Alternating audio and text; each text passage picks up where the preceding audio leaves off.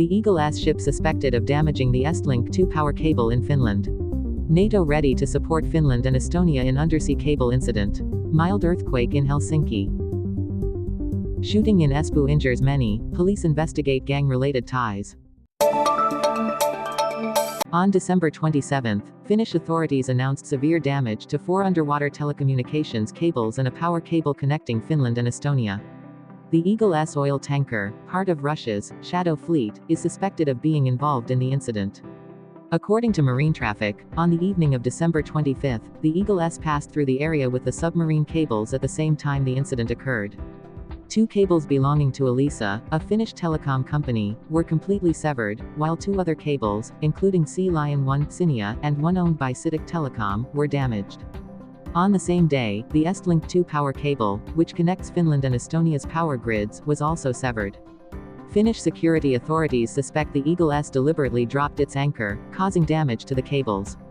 Notably, during inspections, authorities found the ship's anchor had been removed. On December 26, a Finnish patrol vessel approached the Eagle-class near Porkala waters. Registered in the Cook Islands but suspected of belonging to Russia's Shadow Fleet, the Eagle-class performed an unusual maneuver on Christmas afternoon, just hours after passing over the Estlink 2 cable's location. The incident at 12:26 p.m. caused power supply disruptions. Finnish Coast Guard forces detained the Eagle-class in coordination with other agencies. An investigation is underway to assess the ship's role in damaging the power cable and 4 data cables, all of which stopped functioning when the vessel passed through the area. Currently, the Eagle-class has been moved to the Svartbak inland anchorage near Port Revo for further investigation. Customs officials are also inspecting the ship's cargo for potential violations of oil embargo regulations. Alexander Lott, an expert from the Norwegian Center for the Law of the Sea, praised Finland for successfully averting further sabotage to critical infrastructure, including the Balticconnector gas pipeline between Finland and Estonia. Telecommunications companies are working to repair the damages, a process expected to take weeks depending on weather conditions. The Finnish government has pledged to enhance security for the submarine cable system, a vital component of regional telecommunications and energy infrastructure. Finnish and international authorities have expressed concerns over Russia's Shadow Fleet, believed to be a tool for evading sanctions and maintaining oil revenues. Germany and other nations have called for stricter sanctions to counter this threat. Investigations and analysis of the incident remain ongoing.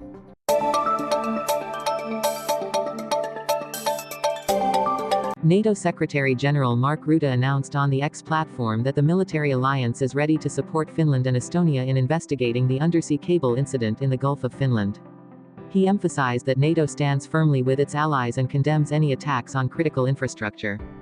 However, Rutte did not specify the type of support NATO would provide, only stating that the situation would be closely monitored. Finnish President Alexander Stubb said he is working closely with Prime Minister Petteri Orpo to address the situation.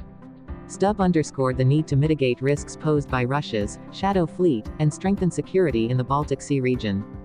Prime Minister Orpo also highlighted the importance of Baltic cooperation and the implementation of additional measures to counter Russian submarines.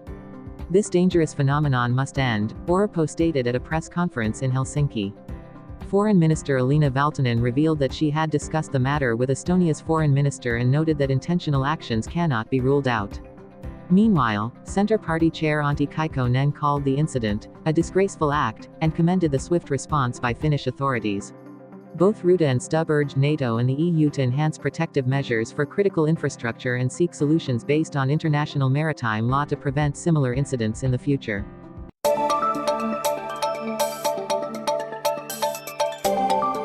On Christmas Day at approximately 6:30 p.m., the Karpila area in Helsinki experienced a mild earthquake with a magnitude of 1.1 on the Richter scale. This marks the strongest earthquake ever recorded in Helsinki's history. According to reports, many residents heard a loud bang and felt vibrations in their homes. Some individuals in nearby areas, such as Valila and Haga, also reported experiencing the phenomenon. Experts from the Seismological Institute stated that the earthquake's epicenter was near the surface at the intersection of Maiklin Katu and Koskare Lantier in Karpilar. The unusual sound and tremors caused concern among residents, though the exact cause of the earthquake remains unidentified. Natural earthquakes in Finland are typically caused by tectonic plate movements, land uplift phenomena, or water movement within rock formations. The last similar earthquake in the Uusimaa region occurred in 2013 in Espoo, with a magnitude of 1.7.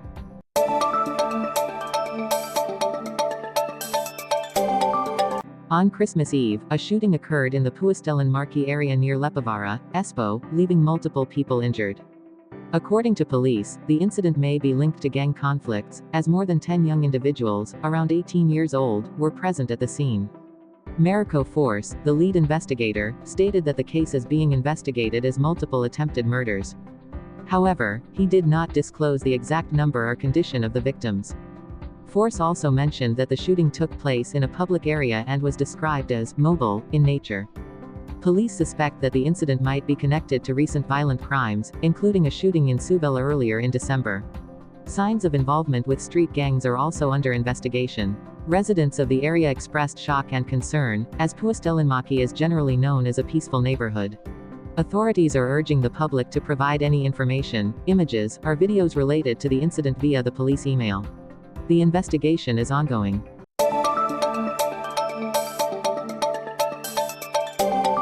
At noon on December 24, the traditional Christmas peace declaration took place from the balcony of the Brinkala building in Turku. The event attracted approximately 18,000 people to the Old Great Square. The Christmas peace declaration is a tradition dating back to the 14th century, held almost continuously for nearly 700 years. The Brinkala balcony, where the ceremony is conducted, was added 140 years ago but is reserved exclusively for this event. This year, the declaration was delivered by Mika Kanan, marking his 12th time in this role. Mika noted that while the tradition originates in Turku, it is also celebrated in other cities such as Rama, Naantali, and Porvoo. The event has been broadcast on radio since 1935 and televised live since 1983.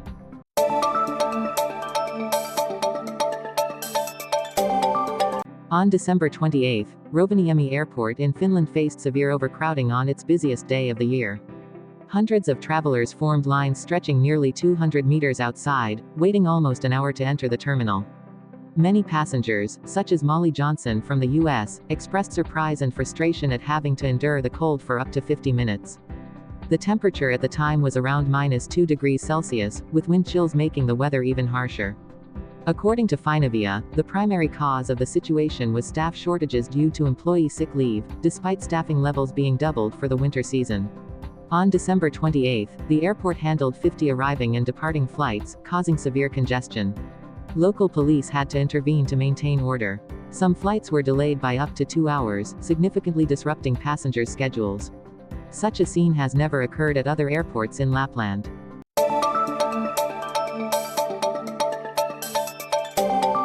For years, wind turbines in Finland were mocked for being ineffective. Either the winds were too weak or too strong, and the power plants survived only on subsidies. However, things have now changed. Currently, Finland generates nearly 20% of its electricity from wind turbines, rivaling the output of nuclear power plants. This success stems from two main factors: government financial support between 2011 and 2017 and significant technological advancements. Financial incentives spurred the construction of over 700 new turbines, substantially lowering production costs. At the same time, modern technology has made turbines larger, more powerful, and more efficient. Lehti, a small town with a population of 650, is building Finland's largest wind farm, featuring 69 turbines, each nearly 330 meters tall. This farm is expected to provide electricity for 280,000 households and generate annual revenue of around 2.9 million euros for the town. While wind turbines remain a subject of debate, they have brought Finland closer to achieving sustainable energy goals. Experts believe that in the future, the country could become a leading hub for renewable energy production in Europe.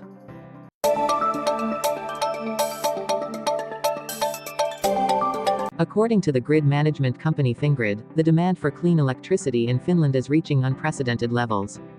Projections indicate that electricity consumption will double by 2035, with the primary increase coming from industries and new sectors such as hydrogen production, synthetic fuels, and battery manufacturing.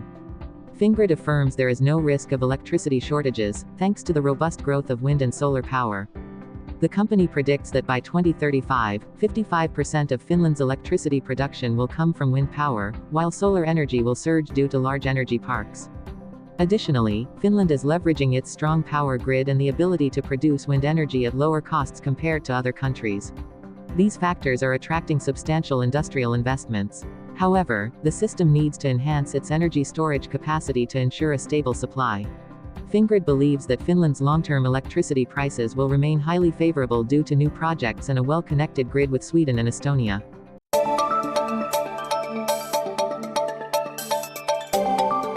During Christmas, many workers in Finland still have to work for three main reasons: obligation, financial needs, or because Christmas holds little significance for them. Industries such as healthcare, firefighting, restaurants, supermarkets, and emergency centers always require staff to operate during the holidays. However, some people choose to work during this time to earn extra income through holiday allowances or to give others the opportunity to enjoy Christmas. Minna Karhu, a receptionist at Soko's Hotel Lahden Sorahuon, shared, "Christmas is not important to me, so I want others to have the time to enjoy it." Meanwhile, in sectors like firefighting and emergency centers, staffing levels are kept to a minimum to ensure essential services. Amos Roselius, a firefighter in Helsinki, stated, "Many people prefer taking time off rather than working on this day." Nevertheless, the workplace atmosphere still carries a festive touch. Christmas meals, warm glasses of glöggi, and even sauna sessions help employees feel more connected and cozy during the holiday season.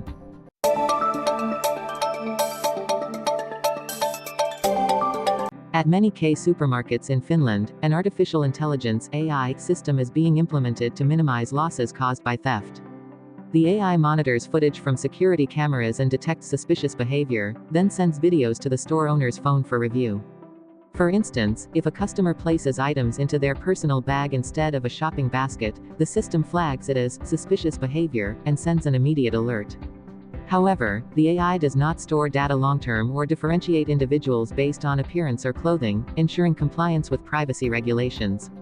According to Kai Pekola, a supermarket owner in Espoo, this technology has significantly reduced inventory losses. The system allows staff to focus on other tasks while safeguarding the interests of both the store and honest customers, he shared. Although there were some false alarms initially, the system has been improved to better distinguish between normal and abnormal behavior. With the support of this technology, K-supermarkets aim to provide a safer and more efficient shopping experience for customers.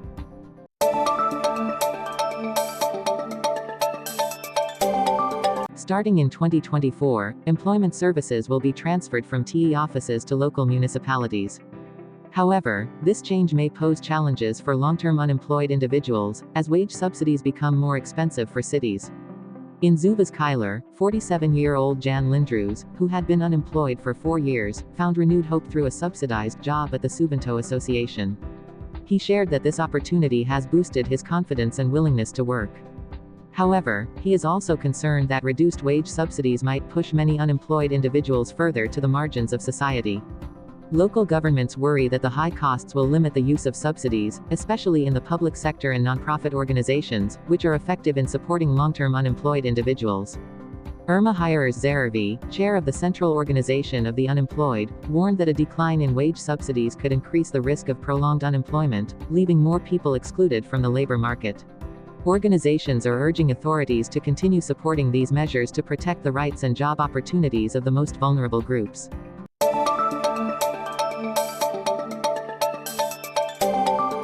Currently, medical helicopters in Finland operate inefficiently, with many unnecessary missions and missed opportunities to save patients. Only 17% of the crew's working time is effectively utilized, while 66% of missions are cancelled shortly after being initiated. The annual operating cost of the helicopter system, which consists of 8 bases, reaches €44 million, yet the value delivered remains suboptimal.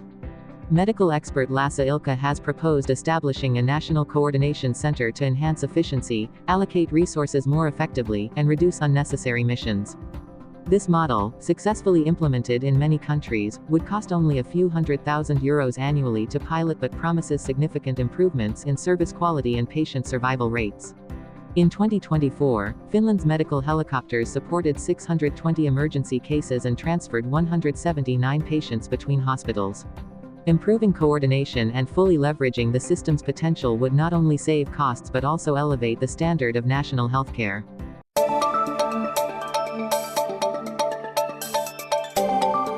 The year 2025 will be an ideal time to enjoy extended holidays, with up to 10 public holidays falling on weekdays.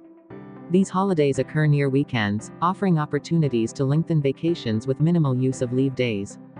For instance, the new year kicks off with a holiday on Wednesday, January 1st. Easter in April provides 2 consecutive long weekends. International Workers' Day, May 1st, falls on a Thursday, allowing for an extended weekend with just 1 leave day. In the summer, Ascension Day, May 29th, and Midsummer's Day, June 20th, also offer opportunities for longer breaks. At the end of the year, Christmas 24th to the 26th of December falls midweek, creating a 5-day holiday without the need to use any leave days.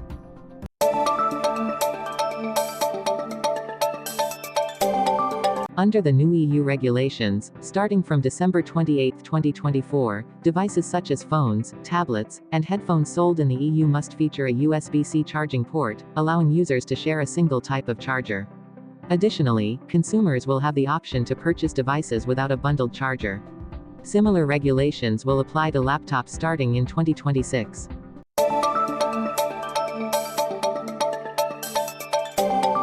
The tradition of attending church on Christmas Eve in Finland is gradually fading as fewer families participate. According to the latest report, only 40% of Finns said they had attended church with their families during Christmas, a decline from 54% in 2011. This trend is more pronounced among younger generations. Only about 25% of individuals aged 18 to 24 have experienced this tradition within their families, compared to over 50% among those aged 65 and older. However, researchers see positive signs from young men, who are showing a growing interest in Christianity and may potentially revive religious traditions in the future. The role of fathers in passing down religious values is also being strengthened. Even so, this shift will take time before its impact becomes evident.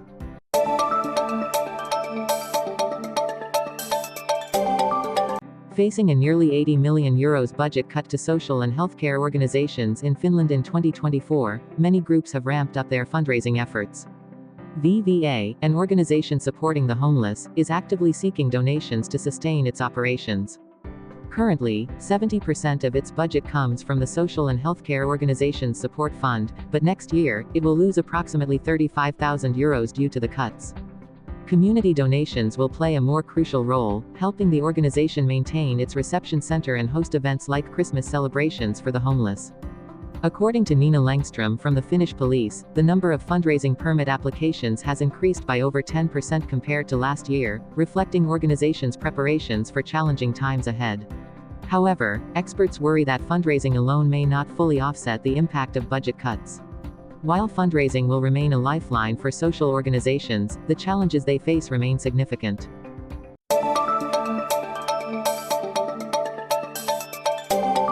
Many student housing management companies in Finland, such as those in eastern Finland and Pirkanmaa, have faced situations where international students bring family members or friends to live with them in dorm rooms or one-bedroom apartments. This has led to various inconveniences and discomfort for roommates, particularly in shared spaces like bathrooms, kitchens, and other common areas. According to Veerna Rantala from the student housing organization POAS, there have been extreme cases, such as a single room being turned into a space with up to 10 mattresses placed closely together on the floor. The primary reason behind this issue is that international students often misjudge the cost of housing in Finland. Some believe it only costs €150 per month for a dorm room or €300 per month to accommodate an entire family. This mismatch with reality drives them to save costs by overcrowding their living spaces. Student housing companies are now tightening regulations, emphasizing that bringing outsiders to live in dorm rooms is strictly prohibited. In cases of violations, rental agreements may be terminated.